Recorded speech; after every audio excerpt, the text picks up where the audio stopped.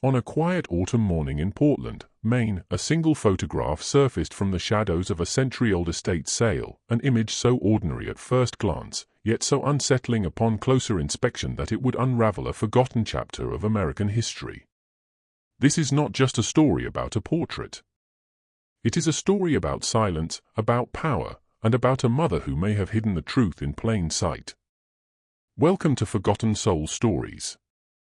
In 1914, at the height of racial tension and social division in America, a wealthy black family stepped into one of Boston's most exclusive photography studios for a formal portrait.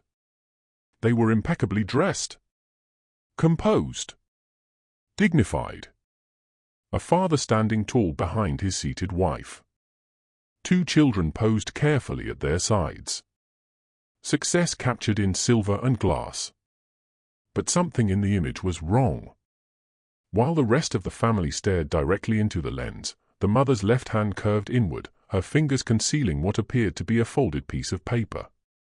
A detail so small it could be missed entirely unless you were looking for it. Unless you understood that history often whispers instead of shouts. Days before that portrait was taken, federal investigators began circling the family's textile empire. Within a year, their wealth would vanish. Their name would be stained by scandal. And the mother, Elellanar Patterson, would disappear without a trace. Or so the official story claims. What if that photograph was never meant to simply celebrate success? What if it was a warning? A message preserved in plain sight for someone patient enough to uncover it more than a century later? What if the truth about this family's downfall was carefully buried beneath influence, prejudice, and power? Tonight, we step beyond the headlines of 1915 and into the shadows between documented fact and deliberate omission. We follow the hidden letter. The second photograph. The missing child. The quiet train ride north. And the possibility that one woman's disappearance was not an act of despair, but an act of defiance. Some stories fade with time. Others wait. And here, at Forgotten Soul Stories, we bring them back into the light. Ara spread the enhanced scan of the photograph across her desk and placed the coded letter beside it, aligning the dates as though synchronizing two heartbeats separated by a century. The letter's warning, immediate and irreversible action, echoed in her thoughts as she magnified the sliver of white between Elellanar's fingers. The angle of the fold matched precisely the crease pattern in the stationery recovered from the Hartwell Studios file. It was not similar. It was identical. The paper hidden in the portrait was the letter itself. The realization carried a weight that pressed against her ribs. Elellanar had received the warning on March 14, 1914. The next day, she walked into Hartwell Studios with her husband and children, composed herself beneath the glare of studio lamps, and chose to conceal the message in the most public, permanent way imaginable. Not burned. Not buried. Preserved in emulsion and light. Sarah studied the handwriting again. The single initial, R. felt less like anonymity and more like protection. Someone inside the investigation had risked exposure to alert her. The phrasing suggested knowledge of federal timing, of documents already seized, of testimony prepared before Thomas Patterson even knew the full scope of the accusations against him. This was not a warning of suspicion. It was a warning of orchestration. The more Sarah examined the language, the clearer it became that the letter implied inevitability. In short, compliance. That phrase chilled her. Compliance with what?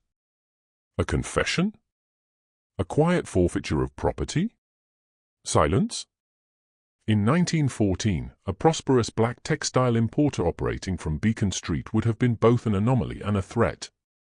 Wealth disrupted expectation. Success invited scrutiny sharpened by prejudice. If Thomas had been marked for removal, the investigation may have been less about customs discrepancies and more about restoring a social order unsettled by his prominence. Elellanar must have understood that once proceedings began, their home could be searched, correspondence confiscated, narratives rewritten. A private letter could disappear. But a photograph commissioned at premium cost, recorded in studio ledgers, archived in family collections, that would endure. By tucking the evidence into her own hand, she transformed herself into the vault. Sarah imagined the moment the shutter clicked. Elelanar's pulse steady by force of will, her children unaware, her husband perhaps already sensing the tightening circle. The letter resting against her palm like a live ember. She could not stop what was coming. But she could leave a trace. A signal to anyone patient enough to look closely. The coded letter was not merely a warning of danger.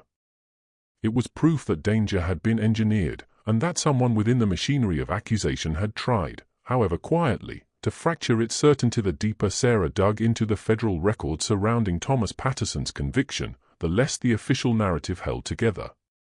On paper, the charges appeared straightforward: customs fraud, discrepancies in import documentation, irregular tariff declarations. Yet the ledgers from Patterson and Associates showed meticulous bookkeeping, cross-referenced shipments, and payments that aligned too cleanly to suggest carelessness. Thomas Patterson had built his reputation on precision.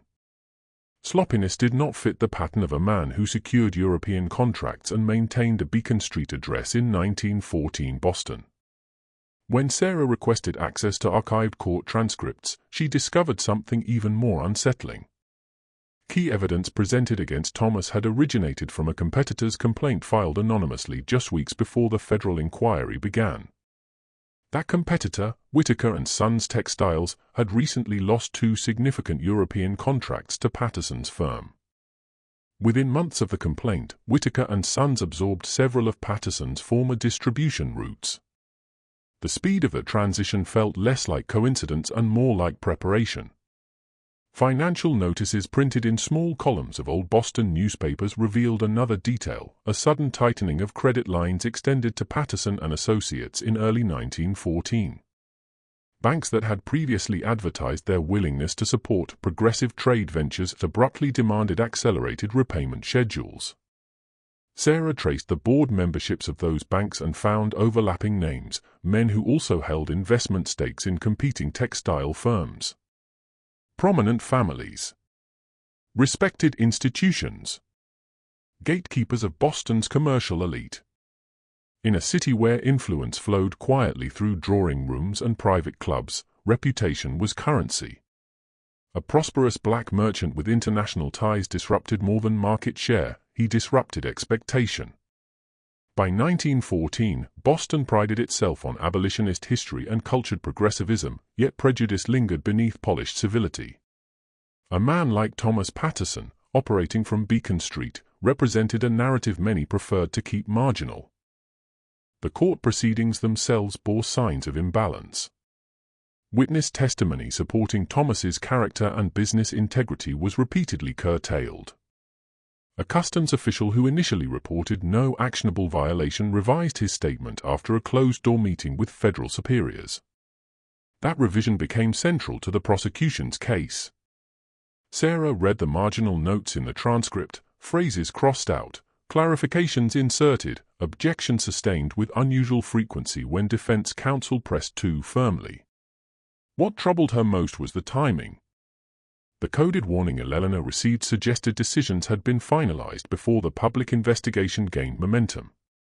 If Thomas was destined to fall, the trial may have served only as theater, a formal justification for a predetermined outcome. Removing him would accomplish several goals at once: restore competitive balance, caution other ambitious black entrepreneurs, and reinforce unspoken boundaries without ever articulating them openly. By the time the conviction was announced in 1915, Patterson and Associates dissolved with startling efficiency. Assets were auctioned. Contracts reassigned. Creditors satisfied. It resembled not the collapse of a fraudulent enterprise, but the orderly dismantling of a rival whose continued success had become inconvenient. The first hint that Elellanar Patterson's disappearance might have been intentional came from a fragile, unsigned statement tucked inside a 1916 church bulletin preserved in a Roxbury parish archive. Sarah had not expected to find anything there. She was tracing community connections, mapping which congregations Boston's black elite frequented before and after the trial. The statement, written in faded ink along the margin of a prayer announcement, described a Mrs. P seen boarding a late-night train north with two small children in the spring of 1915, accompanied by a man known for guiding families to safer provinces. The phrasing was careful, almost coded. It avoided names. It avoided accusations. But it suggested movement arranged, not panicked.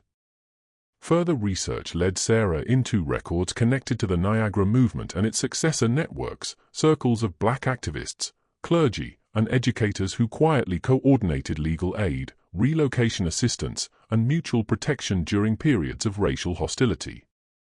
Although public histories often emphasize earlier abolitionist efforts, these early 20th century alliances operated with similar discretion, especially when prominent families faced reputational destruction or threats of violence. In correspondence between community leaders, Sarah found indirect references to shielding Beacon Street children from public spectacle, dated only weeks after Thomas Patterson's sentencing. Then came the most compelling fragment, a travel ledger from a black-owned boarding house in Montreal listing an EOP arriving with two children in June 1915. The proprietor had a documented history of hosting families fleeing legal or racial persecution in the United States. Cross-referencing ages and initials, Sarah found the children's birth years aligned precisely with William and Catherine Patterson. No father was listed among the arrivals. Payment was marked as prearranged. The more Sarah pieced together, the more the narrative shifted. Instead of a grieving widow vanishing in despair, a pattern emerged of calculated retreat. Elellanar may have anticipated not only Thomas's conviction but the social backlash that would follow. Public scandal in 1915 did not confine itself to headlines, it seeped into schools, churches, and neighborhoods. For a black woman with two young children, remaining in Boston under that scrutiny could have meant harassment, exclusion, or worse. If she had staged her disappearance, it would have required coordination, trusted intermediaries, discreet transportation, safe addresses across the border. The coded letter hidden in her hand might have served as both warning and catalyst, proof that forces larger than mere financial irregularities were closing in. By leaving abruptly, she controlled the narrative's final visible chapter. Boston newspapers reported her as unaccounted for, speculation swirling without confirmation.